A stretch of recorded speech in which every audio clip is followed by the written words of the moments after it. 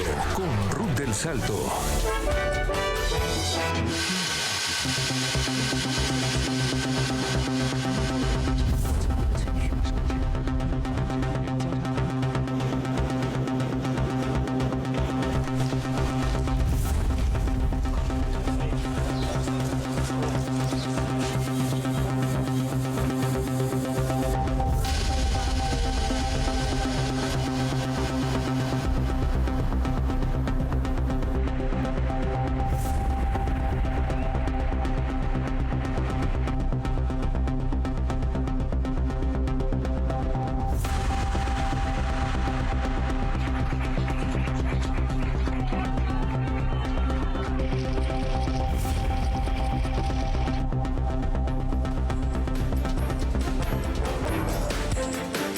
Cinco años han transcurrido desde el confinamiento en Wuhan, la ciudad china, donde empezó la pandemia del coronavirus. Los habitantes fueron obligados por el gobierno chino a aislarse del resto del mundo por la rápida propagación de un nuevo virus, que meses después terminaría aislándonos a todos. La OMS ha publicado las últimas cifras, más de 7 millones de muertes en 234 países. Mientras tanto, el origen de la pandemia sigue siendo un misterio. Abrimos el debate en Ángulo, por cierto, aunque la fase de emergencia de la pandemia terminó, hay quienes mantienen las precauciones. Bienvenidos.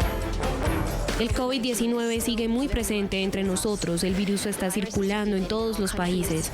Los datos de nuestro sistema de vigilancia Centinela en 84 países indican que el porcentaje de pruebas positivas para SARS-CoV-2 ha ido aumentando en las últimas semanas. En general, la positividad de las pruebas es superior al 10%, pero fluctúa según la región. En Europa, el porcentaje de positividad es superior al 20%. En los últimos meses, independientemente de la temporada, muchos países han experimentado picos de COVID-19, incluidos los Juegos Olímpicos de París. Hubo al menos 40 atletas que dieron positivo. Tras el brote de COVID-19 hace 5 años, China compartió de inmediato información sobre la epidemia y las consecuencias genéticas del virus con la OMS y la comunidad internacional. Hemos hecho grandes contribuciones a la lucha de la comunidad internacional contra la epidemia, compartiendo nuestras experiencias en la lucha y el control, el diagnóstico y el tratamiento sin ninguna reserva. En lo que respecta a la trazabilidad de la COVID-19, China siempre ha defendido el espíritu de apertura y transparencia científicas, ya que han apoyado activamente la participación en la trazabilidad científica global. Al mismo tiempo, nos oponemos firmemente a cualquier forma de manipulación política. Hasta ahora, China es el único país que ha invitado a grupos expertos internacionales de la OMS a su país para cooperar en el rastreo del virus. En lo que respecta al rastreo del origen del virus, China ha compartido la mayor cantidad de datos y resultados de investigación y ha hecho la mayor contribución a la investigación de rastreo global. El Departamento de Energía de Estados Unidos ha concluido en un informe clasificado que el origen más probable de la pandemia de coronavirus, el COVID-19, fue una fuga en un laboratorio, según lo ha mencionado el medio Wall Street Journal. El informe ahí se ha conocido que fue proporcionado recientemente a la Casa Blanca y miembros claves del Congreso de Estados Unidos. Hay un reporte que destaca que en diferentes partes de la comunidad de inteligencia hay posturas encontradas sobre el origen de la pandemia. ¿A qué lleva esta conclusión? Los científicos que están buscando el origen de COVID-19 han realizado una lista de animales que posiblemente ayudaron a transmitir la enfermedad a las personas. Esto quizás pueda ayudarles a estos científicos a rastrear el brote hasta su fuente. Los investigadores han analizado material genético reconocido en el mercado chino, donde se detectó el primer brote, y encontraron que los animales más probables eran los perros mapaches, las ratas también. Los científicos están sospechando que los animales infectados fueron llevados al mercado de Wuhan a finales de noviembre del 2019, lo que a su vez desató la pandemia en todo el mundo.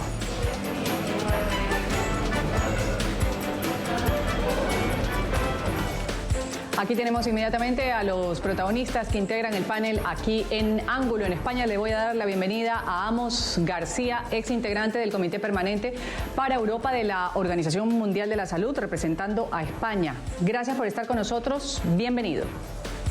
Nada, un placer estar con ustedes.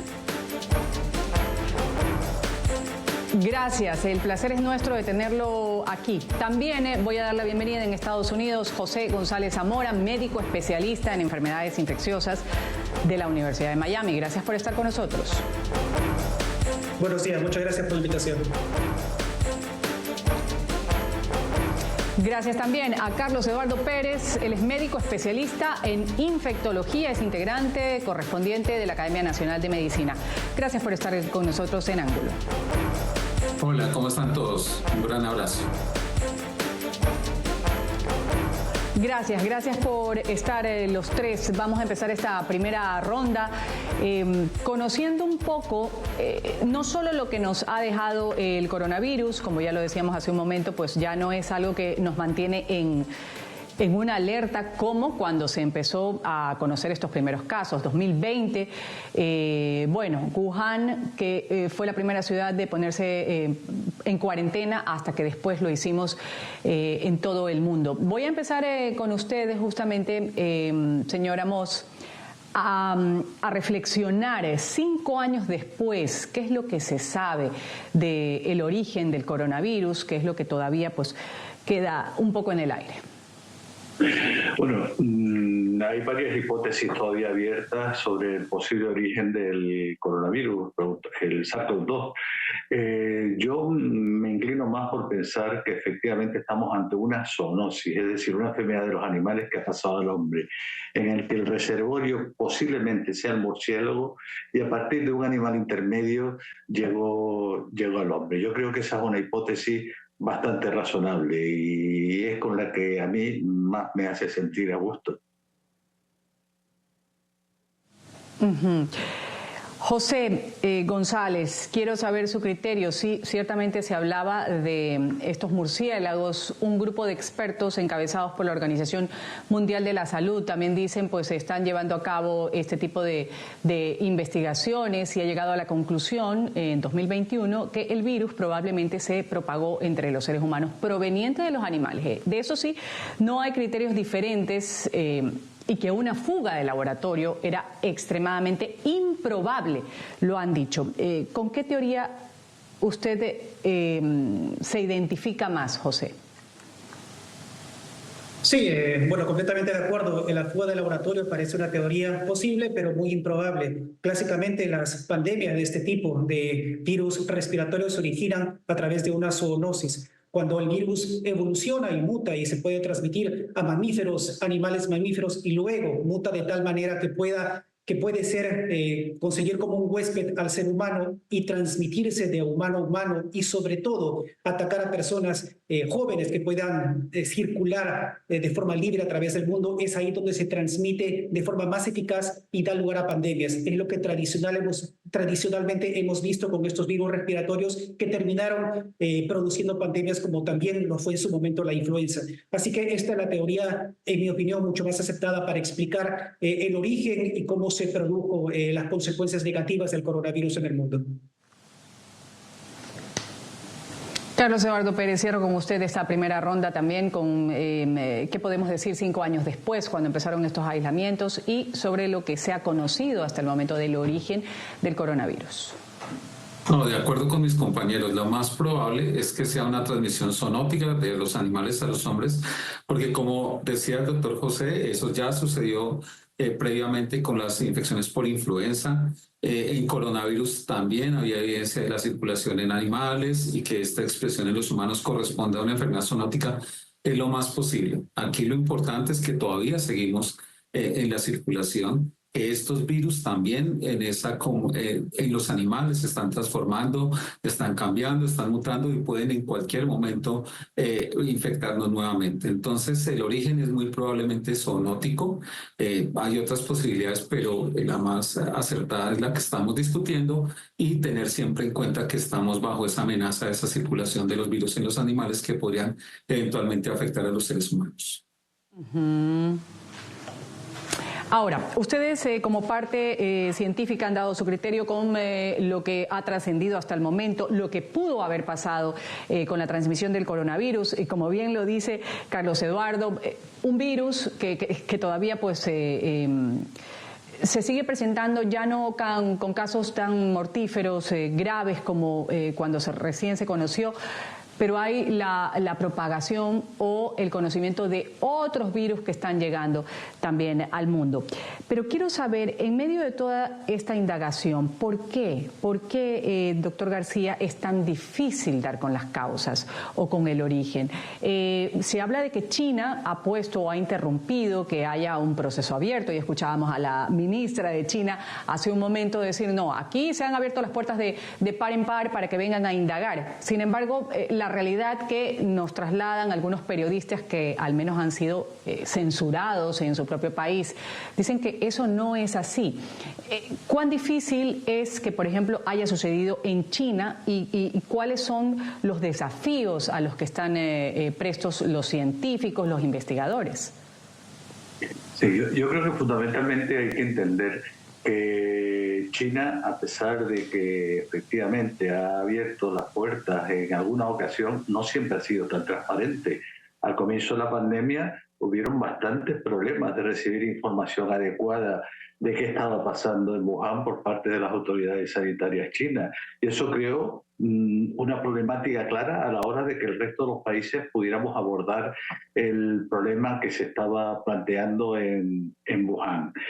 Y yo creo que salir del margen de entender que la COVID-19 es una zoonosis es formar parte de un ejercicio de conspiración que no es adecuado para abordar este tipo de problemas. Mira, yo creo que uno de los grandes elementos, y lo han dicho los dos compañeros, uno de los grandes debates que tenemos para el futuro en el terreno sanitario es lo que la OMS define como el concepto One Health, una salud. Entender que es impensable una salud humana al margen de la salud animal y de la salud ambiental. Nos olvidamos de que los grandes problemas sanitarios que se han planteado en los últimos tiempos, la mayoría son de origen animal. Nos olvidamos que el ébola es una enfermedad de los animales que pasó al hombre. Nos olvidamos que la viruela del mono es una enfermedad de los animales que pasó al hombre. Nos olvidamos que la COVID-19 es con casi toda seguridad una enfermedad de los animales que pasó al hombre. Por lo tanto, el reforzar la idea de que es fundamental el abordaje de la salud humana junto a la salud animal y junto a la salud ambiental, me parece que es uno de los grandes debates que tenemos que empezar a desarrollar con intensidad. José González, quiero saber su criterio con respecto a esto, en qué concuerda con Amos García, con estas investigaciones. Lo que dice, ¿no?, que es reseñado, como lo digo, por muchos medios de comunicación, por quienes estaban ahí y por el mundo entero. No ha sido tan fácil el hecho de entrar a un país como China y tener libertad en la investigación sobre este tipo de virus, que después se difundió el coronavirus, se convirtió en el COVID-19. Sí, yo creo que existen muchos factores que ayudan a entender esta situación. Y bueno, yo pudiera mencionar que al principio no se sabía cuáles eran las implicancias del coronavirus a nivel global. Yo creo que se subestimó los efectos que pudieran causar este virus de identificación nueva y que no se sabía que pudiera de repente producir una pandemia en muy corto tiempo. Aparte, creo que también no se tenían muy sólidos los sistemas de cooperación internacional. Es por eso que inicialmente la información llegaba con cierto retraso a ciertas instituciones que hacían la vigilancia mundial de este tipo de infecciones. Yo creo que muy aparte de que hubieron cosas negativas en cuestión de cooperación y tal vez de intercambio de información, esto nos ha servido muchísimo porque en el futuro son lecciones aprendidas que podemos aplicar en el futuro para reforzar nuestros sistemas de vigilancia. La OMS tiene ya sistemas sólidos como el COVIDNet que vigilan de forma constante la aparición y también esta curva epidemiológica de virus nuevos y también del coronavirus que pudieran de repente afectar a la salud global. Así que muy aparte de estas deficiencias que tuvimos al inicio, creo que son lecciones que nos ha dejado esta pandemia. Antes de darle la palabra a Carlos Eduardo, quiero presentar inmediatamente una cronología muy breve de cómo se dio la aparición del coronavirus en el mundo. Se cumplen 5 años desde que las autoridades chinas identificaron el coronavirus en 2020. El primer grupo de casos surgió en diciembre de 2019 en Wuhan, China, y los funcionarios fueron acusados de encubrir el brote durante semanas antes de que un creciente número de muertos y rumores obligaran al gobierno a revelar la epidemia. La Organización Mundial de la Salud declaró la COVID-19 como pandemia el 11 de marzo de 2020. Desde entonces se han notificado a la Autoridad Sanitaria Mundial más de 7 millones de muertes y más de 700 millones de casos confirmados de COVID-19 en 234 países. La mayoría de las muertes ocurrieron entre 2020 y 2022. El Banco Mundial publicó un informe en junio de 2020 que indica que la pandemia de COVID-19 provocó la peor recesión económica mundial desde la Segunda Guerra Mundial, afectando dramáticamente el comercio mundial, causando pérdidas masivas de empleos, exacerbando la pobreza y contrayendo las economías en todo el mundo. Además de la paralización de grandes sectores de la economía y la caída de la actividad económica, el Banco Mundial informó que la disrupción global de la educación causada por la pandemia no tiene comparación. Carlos Eduardo, pasó algún tiempo en que se revelara esta epidemia. Esto puede ser negligencia, no se creía que era tan grande. Lanzamos siempre ese tipo de preguntas después de haber vivido lo que hemos vivido en todo el mundo y cuando han transcurrido 5 años. ¿Qué pudo haber pasado en ese momento? ¿Por qué no se alertó de la forma que quizás merecía ser alertada? Yo creo que de esta pandemia tuvimos otra enfermedad que aprendimos, que es la infodemia o la desinformación. Nada más, digamos, los medios de comunicación y los medios de información nos conectaron muy rápido, nos alertaron, pero también las desinformaciones, el secretismo permitió especulaciones, teorías conspirativas que distrajeron en mucho nuestra forma de reaccionar ante la enfermedad. Aquí es claro que ese retraso, esa falta de asertividad en la información inicial desde China ralentizó la investigación y permitió que se desarrollara. Definitivamente no se le prestó tanta atención inicialmente y ya cuando estábamos sumidos en el problema la información no fue accesible. Pero también hubo un problema mucho más grande que quiero señalar, que es esa desinformación que acompañó a la pandemia y que fue una gran lucha de los científicos porque también estas teorías conspirativas destruían. Definitivamente la ciencia fue la respuesta a la pandemia. A la ciencia se le exige mucho, pero se le invierte muy poco. Y tenemos que, como lección aprendida, que los medios de comunicación, los esfuerzos internacionales, la buena comunicación tienen que ser una buena práctica que aprendamos para de ahora en adelante y definitivamente haber retrasado, haber ocultado en algunos momentos este origen o la información sobre el virus permitió fue uno de los factores para que se desarrollara la pandemia como la vivimos.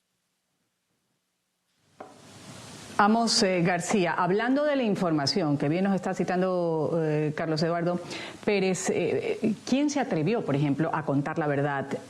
Pagaba las consecuencias en su momento, no era una situación muy fácil. Vamos a citar algunos de los ejemplos. Por ejemplo, está la periodista Zhang Zhang. Estuvo 4 años en la cárcel precisamente por documentar los primeros días de la pandemia desde Wuhan. También la escritora Fan Fan, que desde la publicación de Diario de Wuhan no puede trabajar a causa de las represalias que recibe por parte del gobierno chino. Entonces, no era una situación fácil en ese momento y quizás sigue siendo una situación difícil hasta la actualidad. ¿Cómo lo ve usted, Amos? Sí, no, de luego inicialmente fue una situación muy complicada. También tenemos el médico, el oftalmólogo Li Wan, que fue uno de los primeros que identificó que estábamos ante un problema vírico y que podía tener una cierta importancia la evolución del problema y que desgraciadamente falleció por COVID.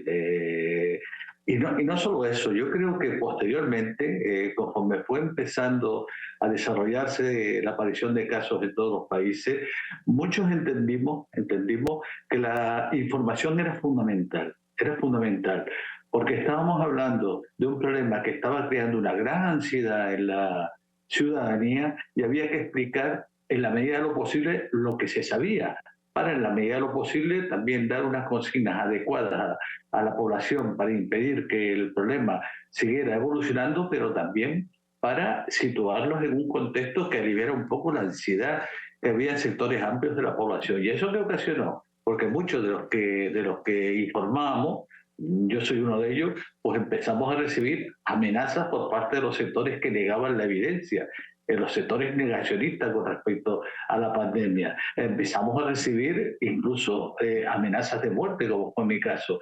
Luego se creó un escenario bastante complicado. Pero repito, era fundamental informar a la ciudadanía y había que asumir los costes que supuso en muchas ocasiones ese ejercicio de comunicación.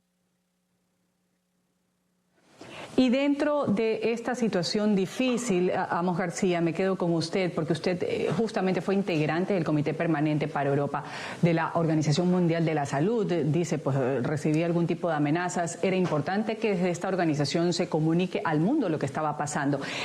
Pero sí hay que hacer un mea culpa. La OMS ha sido por algunos gobiernos cuestionada también por falta de acción, de comunicación, en fin. ¿Se puede determinar algún tipo de situación que se pudo haber manejado mejor cuando fue la pandemia, o al ser algo tan desconocido, sin saber las reales consecuencias, no era posible? ¿Cuál es su criterio en ese aspecto? No. Indudablemente se cometieron errores. Indudablemente se debieron haber hecho actuaciones que no se pudieron realizar en aquel momento. Todo venía configurado en relación a un problema nuevo que no se conocía exactamente cuál podía ser su evolución, y eso lógicamente creó una cierta incapacidad para asumir decisiones inicialmente. Pero se cometieron errores, eso es indudable. Ante un problema desconocido, pues lógicamente siempre va a haber actuaciones que no se debieron haber hecho, o actuaciones que se debieron haber hecho antes y no se realizaron.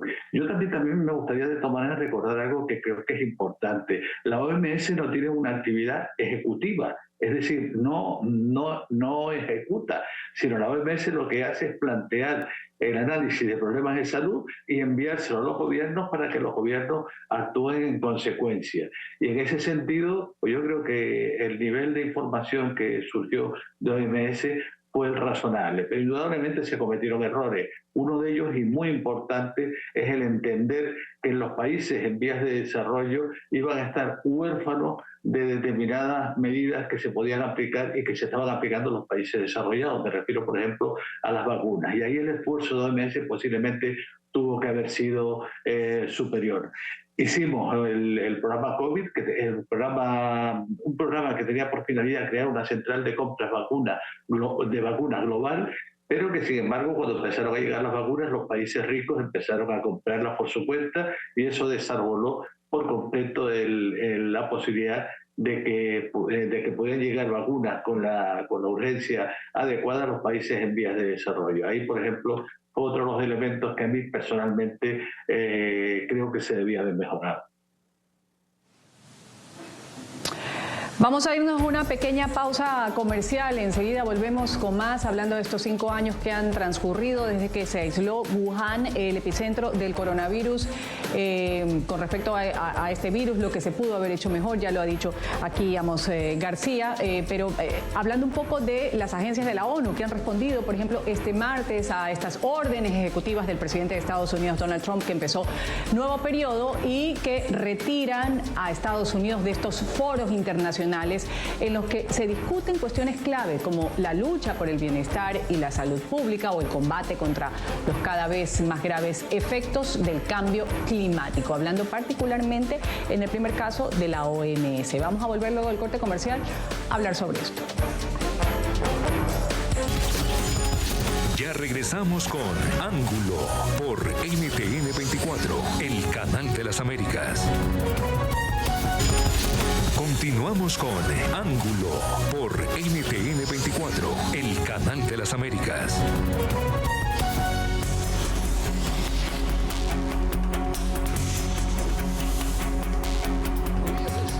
Hablamos ahora de Robert Kennedy, el activista antivacunas que fue elegido por el presidente Trump justamente para manejar la sanidad de los Estados Unidos. Cuando saltó su nombre, Más de 75 premios Nobel pidieron al Senado oponerse al nombramiento de Kennedy Jr. como secretario de Salud. Según ellos, podría poner a la salud pública en peligro y además socavaría el liderazgo global de América en las ciencias de la salud.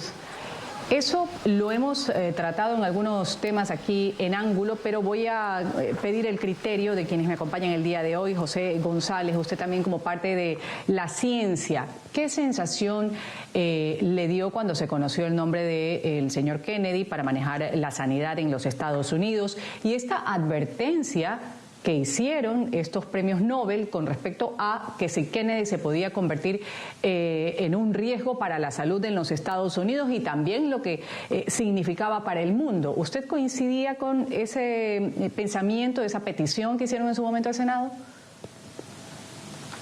Bueno, definitivamente comparto la preocupación que existe en torno al nombramiento, sobre todo por la opinión negativa que expresaron con respecto a las vacunas, una arma de salud pública que tenemos, una de las mejores para combatir ciertas infecciones, sobre todo el coronavirus en este momento. Y hablamos también de infecciones que han sido prácticamente erradicadas de Estados Unidos gracias al uso de vacunas. Teniendo estos conceptos en mente, podemos decir que el nombramiento de una persona que está contraria a estos conceptos puede ser definitivamente un punto negativo para la salud aquí en Estados Unidos.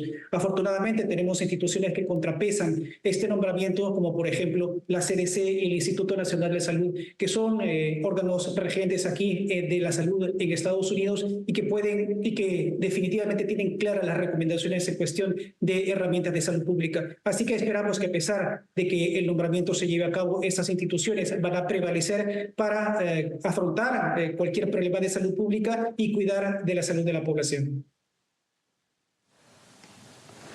Hubo en su momento muchos cuestionamientos, Carlos Eduardo Pérez, con las vacunas, con respecto a las vacunas de COVID-19, algo pues que algunos mandatarios de nuestra región, mandatarios de otros países a nivel mundial, pues estaban muy escépticos con respecto a las vacunas.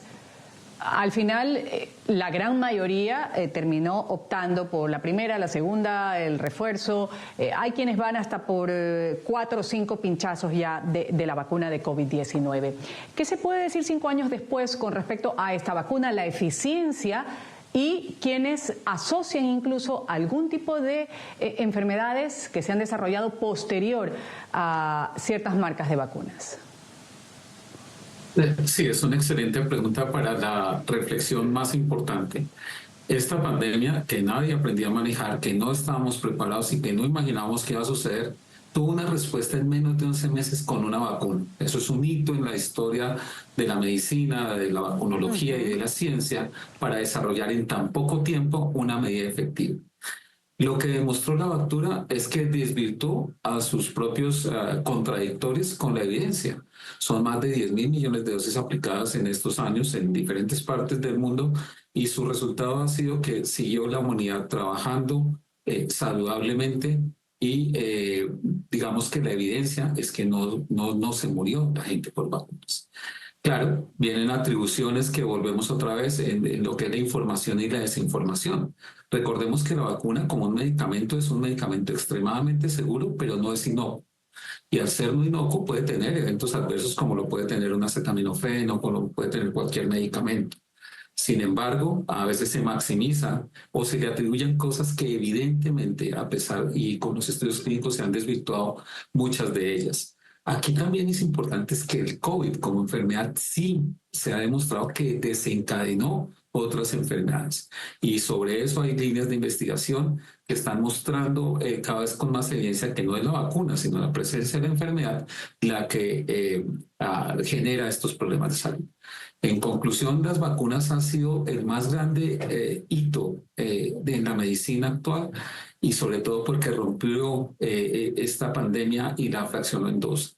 Y la evidencia muestra que la humanidad sigue viva y saludable gracias a ella. Que las intervenciones como la vacunación están en riesgo con la desfinanciación de la OMS, de los sistemas de salud, porque las vacunas son seguras, no inocuas. Pero si no seguimos trabajando en la prevención a través de vacunas, una próxima pandemia o enfermedades que considerábamos, como decía el doctor José, desaparecidas van a reemerger y seguramente será una nueva amenaza en el futuro si no reaccionamos pronto.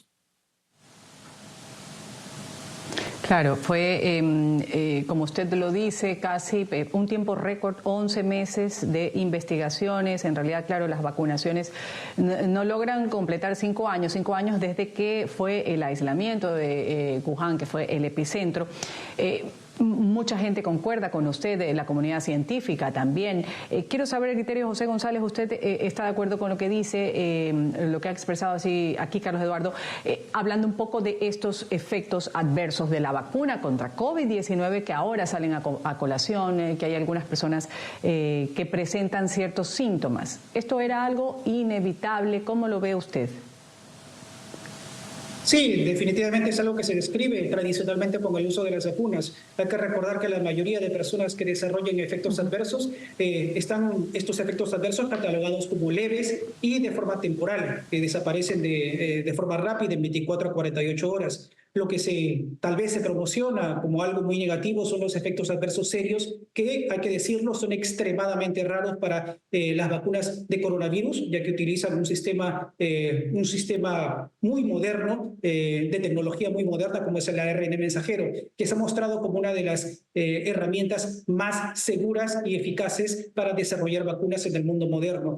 Así que se comprende que con todas las vacunas se puedan desarrollar efectos adversos, pero también hay que considerar los grandes beneficios a nivel de salud pública que nos han dado las vacunas, con una herramienta que tiene una efectividad incluso que puede llegar al 90% para evitar desenlaces negativos, sobre todo la mortalidad, que fue muy importante en la pandemia de coronavirus. Así que yo creo que las vacunas, sobre todo las nuevas tecnologías, el ARN mensajero, son herramientas que vamos a utilizar por muchísimo tiempo, son tecnologías que han llegado para quedarse y creo que el futuro es provisorio, porque gracias a estas nuevas tecnologías que se desarrollaron durante la pandemia podemos afrontar de mejor manera otros virus respiratorios que puedan desarrollarse en el futuro.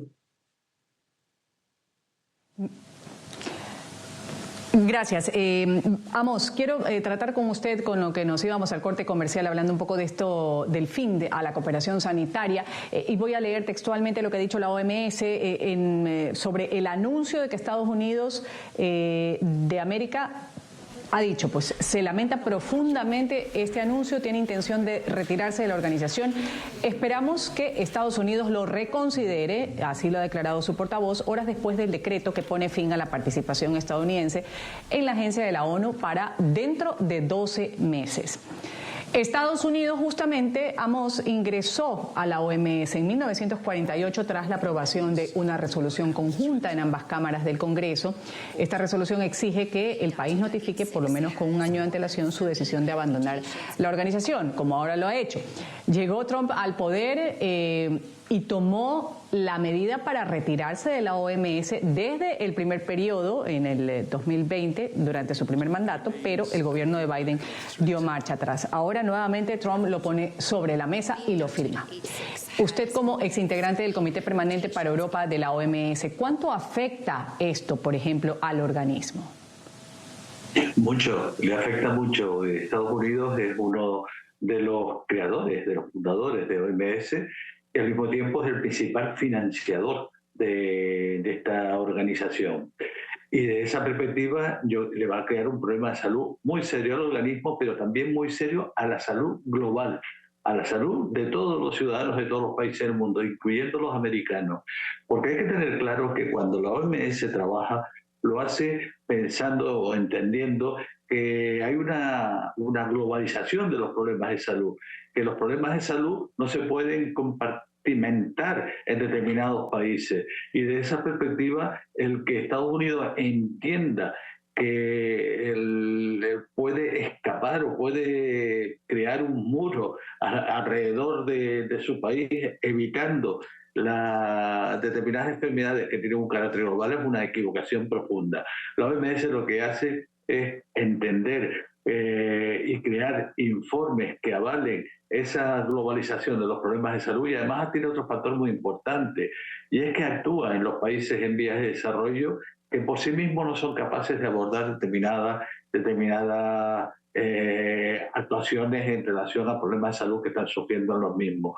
Por lo tanto hay que entender que si Estados Unidos se va de OMS, esto va a significar un problema que aumente la problemática de salud en el resto de los ciudadanos, pero de todos los países del mundo, pero también de Estados Unidos. Y por supuesto va a tener unas consecuencias tremendas en los países en vías de desarrollo, con lo cual se crearían bolsas de inequidad tremendamente terribles.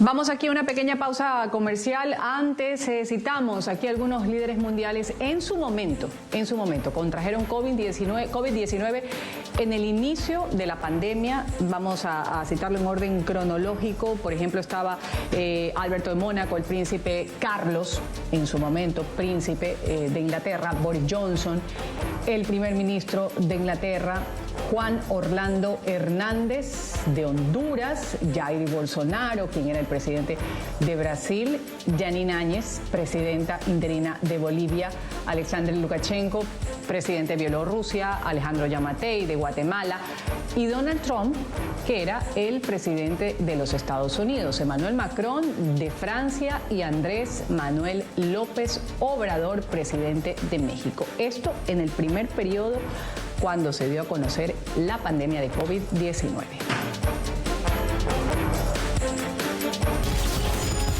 Ya regresamos con Ángulo por NTN 24, el canal de las Américas. Continuamos con Ángulo por NTN 24, el canal de las Américas.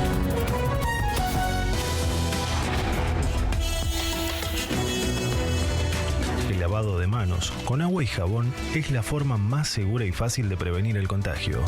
Un buen lavado debe durar entre 40 y 60 segundos.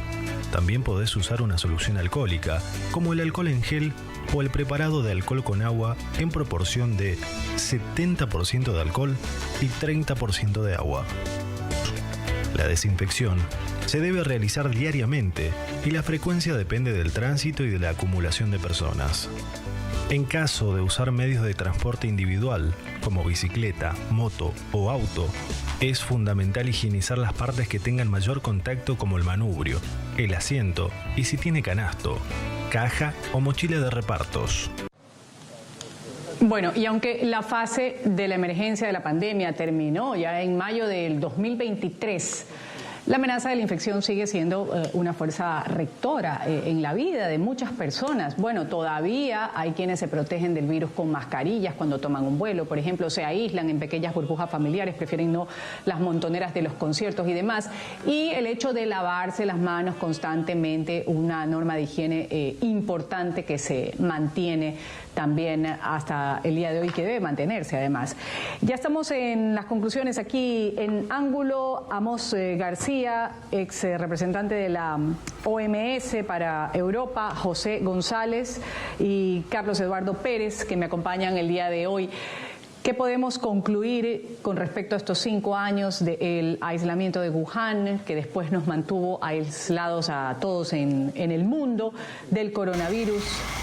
¿Cómo concluimos después de haber pasado esta pandemia, de estar siempre pendientes que no venga otro virus tan desastroso como lo fue en su momento el COVID-19? Empiezo con usted, Amos, luego le doy la palabra a José y termino con Carlos Eduardo.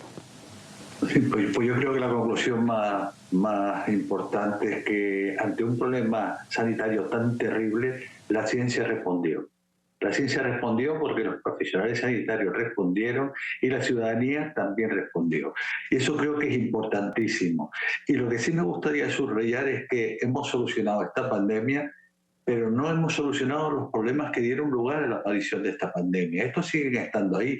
Por lo tanto, es razonable pensar que en un futuro, no sé cuándo, pero en un futuro tendremos que convivir con nuevas pandemias. Ahí está el calentamiento global, ahí está la pobreza, ahí está la necesidad de reforzar el concepto One Health, salud humana, salud animal, salud ambiental, y mientras no se actúe también sobre esos factores, pues difícilmente vamos a evitar que sigan dándose pandemias en el futuro. Claro, y eso ciertamente pues hay lo que dice Amos con respecto a todo lo que, no solo el hecho de perder vidas, que fue lo más lamentable sin duda alguna, pero muchos gobiernos, muchos estados, muchos países no se recuperan todavía de otros efectos que dejó, no solo en la salud, como digo, sino en lo social, en la economía. En fin, son retos que todavía están vigentes y van a estar vigentes dentro de muchos años. José, ¿cuál sería su visión, su conclusión con respecto a lo que fue la pandemia de COVID-19? Yo creo que el coronavirus fue un llamado de atención para todos los países para poder reforzar su sistema de salud, su sistema sanitario. Hay que recordar que la pandemia develó las mayores deficiencias que había en países en vías de desarrollo, sobre todo con sistemas de salud muy débiles que se veían completamente rebasados por la cantidad de casos de COVID-19. Yo creo que en este sentido se ha estado mejorando progresivamente, pero creo que también falta mucho espacio para mejorar, para poder lograr o para poder afrontar mucho mejor un futuro brote de cualquier virus que se pueda presentar en el futuro. También creo que deberíamos incentivar las cooperaciones internacionales, porque sabemos que una pandemia no se puede solucionar de forma individual. A pesar de que los países desarrollados tuvieron la rapidez de implementar sistemas de salud muy eficaces, tal vez de conseguir las vacunas de una forma más rápida, es imposible terminar con una pandemia de este tipo si es que no se analiza el problema de forma global. Así que yo creo que una de las lecciones aprendidas es que tenemos que hacer el esfuerzo conjunto en forma global para poder afrontar una pandemia de este tipo en el futuro si es que se presentara. Gracias. Carlos Eduardo Pérez, con usted también pues voy a cerrar con broche de oro las conclusiones. Antes citar, por ejemplo, en lo que han sido los primeros días del 2025, noticias sobre un supuesto brote de un nuevo virus en China que generaron cierta preocupación mundial. Esto fue en redes sociales, evocando recuerdos de lo que fue la pandemia de COVID-19. En medio de especulaciones y desinformación ha sido el Ministerio de Salud quien aclaró que no existe evidencia alguna de un virus que llegue a tener ese tipo de riesgos, lo que significó en su momento el COVID-19. También se decía eso en el 2020, cuando todavía no se sabía el alcance de lo que significaba este virus del COVID-19. ¿Qué podemos decir como conclusión, Carlos Eduardo? Bueno, lo primero que podemos decir es que nadie estaba preparado para una pandemia y que los errores que se cometieron fueron esperados para la situación, pero que se respondió con la ciencia.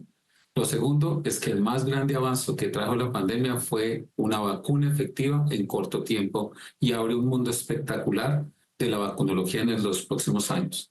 Pero también nos dejó profundas heridas. La desigualdad social quedó marcada y cada vez más patente en un mundo y ahora con desestimular las cooperaciones internacionales, esa desigualdad se ve más marcada. También vimos que hay un gran conflicto entre lo que es economía, pobreza, salud y oportunidades. Y definitivamente también la ciencia fue la que dio la respuesta, pero también la anticiencia, la especulación, las conspiraciones, este tipo hicieron daño, distrajeron muchos de nuestros recursos y nos desgastamos innecesariamente, lo que años después pues la misma ciencia y la evidencia demostró. Creo que la pandemia hizo, en la historia seremos juzgados por lo bueno y por lo que no hicimos, pero definitivamente marcó un hito en la ciencia, en la vacunología y en la respuesta mancomunada de comunidad y de ciencia, pero también con grandes y profundas brechas sociales sobre todo, y nuestra falta de visión hacia un mundo global y hacia la salud ambiental, que es la permanente amenaza si lo seguimos agrediendo. Vamos aquí a una pequeña pausa comercial. Esto es Ángulo. Regresamos enseguida. Ya regresamos con Ángulo por NTN 24, el canal de las Américas. Continuamos con Ángulo por NTN 24, el canal de las Américas. 5 años han transcurrido desde el confinamiento de Wuhan, la ciudad china donde empezó la pandemia del coronavirus. La OMS ha publicado las últimas cifras, más de 7 millones de muertes en 234 países. ¿Qué pasa con el origen de la pandemia? Sigue siendo un misterio. Y esto también, paralelamente, Donald Trump, que ha llegado nuevamente al poder, ha firmado una orden ejecutiva para retirar a Estados Unidos de la OMS. Hemos hablado sobre el impacto de esta medida. Gracias a quienes han integrado el panel aquí en Ángulo, a Amos García, ex integrante del Comité Permanente para Europa de la OMS, representando a España. Gracias por haber estado con nosotros. También mi gratitud para José González Zamora, médico especialista en enfermedades infecciosas de la Universidad de Miami, y Carlos Eduardo Pérez, médico especialista en infectología, integrante correspondiente de la Academia Nacional de Medicina. Gracias a los tres por su criterio y sus reflexiones. Me despido, soy Ruth del Salto. Esto ha sido el programa Ángulo. Sigan con la señal del Canal de las Américas NTN 24.